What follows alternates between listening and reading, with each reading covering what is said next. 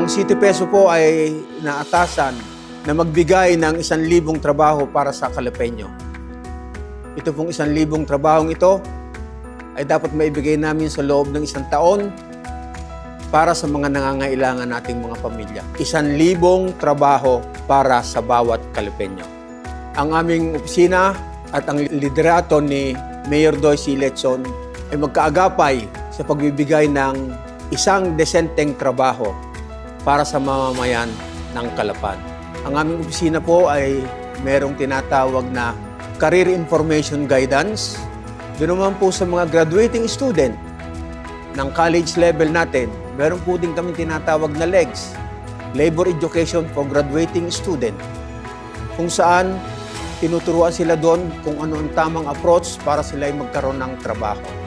Meron po kaming staff na umiikot sa buong lungsod ng Calapan, nagsusulisit ng mga vacancies at nagbibigay ng mga advertisement kung saan merong pwedeng pasukan ang ating mga Calapeño.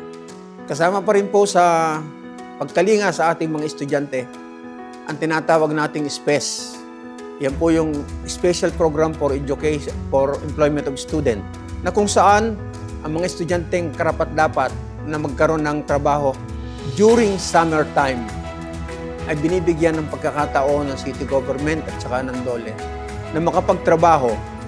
Meron din po kami tinatawag na job fair na normally ginagawa namin twice a year, ang local recruitment activity, na kung saan ang mga nag-a-apply dito ay pwedeng pumunta sa office namin at mag-apply kung ang gusto nila ay local lang.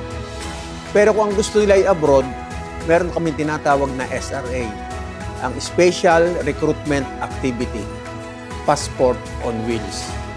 Paalala lang po sa ating mga kababayan na kung kayo yung nagnanais na mag-abroad, para siguradong kayo ay safe, sa City Peso po kayo pumunta.